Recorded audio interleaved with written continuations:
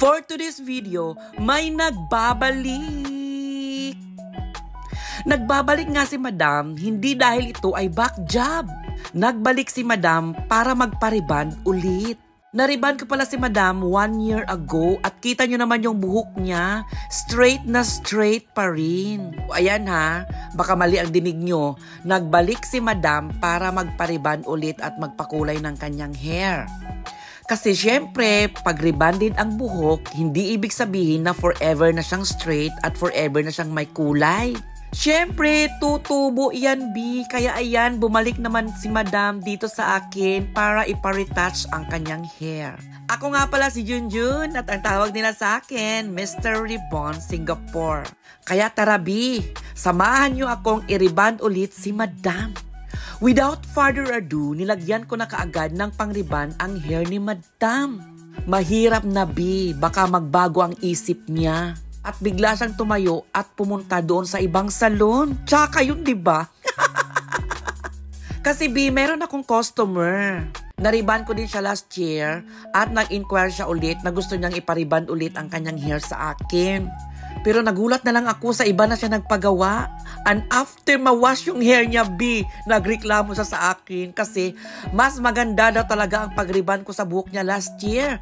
Dahil ang reband niya ngayon, napakatsaka. O diba, hindi ka loyal sa iyong hairstylist. Pero wala naman akong karapatan para pagbawalan ka, B. Kasi buhok mo yan, choice mo yan, yun nga lang, nangarag ang hair mo. So, wala na akong sagutin dun, B. At dahil nga nariban ko last year ang hair ni Madam, super spray ko dyan ang dulo para hindi mangarag. Kasi last year, ngarag din ang buhok niya dyan sa dulo at inayos ko yan last year at gumanda naman ang kanyang hair. At napaka-genius nga ito ni Madam kasi hindi lang siya nagdidepende sa kanyang reband. Bumili nga daw siya ng pang hair spa at pang hot oil at siya daw ang nagtitreatment sa kanyang hair. Tama naman talaga yun, B. Kapag nagpariban kayo, hindi ibig sabihin na forever na yung kagandahan ng inyong hair. Dapat mag-do-it-yourself din kayo at mag-self-treatment. Kasi hindi sa lahat ng bagay nakasalalay sa salon. Kung treatment lang naman, aba, bumili na kayo ng pang hair spa at pang hair treatment at kayo na mismo ang mag-treatment sa inyong hair. At that moment, nabalawan ko na ang buhok ni Madam, na blow dry at na plancha at kita nyo naman, B. Number 1 pa lang yan, B, at lagi kong sinasabi, napakakintab na ng kanyang hair, napakadulas na at napaka-silky. Kita nyo naman, diba, ang ebidensya.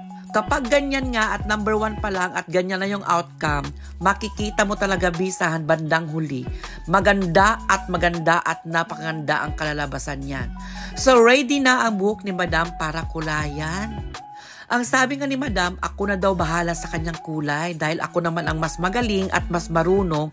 So ako na ang magkukulay, magdi-decide ng kung anong kulay ang ilalagay ko sa buhok ni Madam. Kung makikita nyo, patsi ang buhok ni Madam, yes, B, ang hirap talagang kulayin ni Madam. Last year kasi, may mga kulay na rin yung buhok ni Madam at nahirapan nga akong magpantay ng kanyang hair. Kasi parang sa dulo ay may mga bleach at something na napaka-dry at iningatan ko talaga para hindi masunog. At this moment nga ay nilagyan ko na ng pangkulay ang hair ni Madam. The same as usual, hindi ko muna tinulayan yung dulo ng kanyang hair kasi baka mangarag na naman ulit. Ganyan talaga ako, B, kapag gumagawa ng buhok. Talagang iniingatan ko talaga siya na yung mga dulo ay hindi magkangarag-ngarag.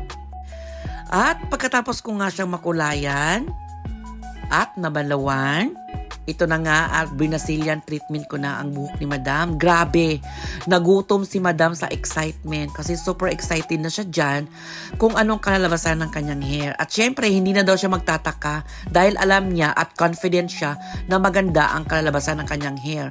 Kasi nga last year, nagawa ko ang kanyang buhok at napakaganda nga. At ito na nga, B. Nag-Brazilian treatment na ako dyan.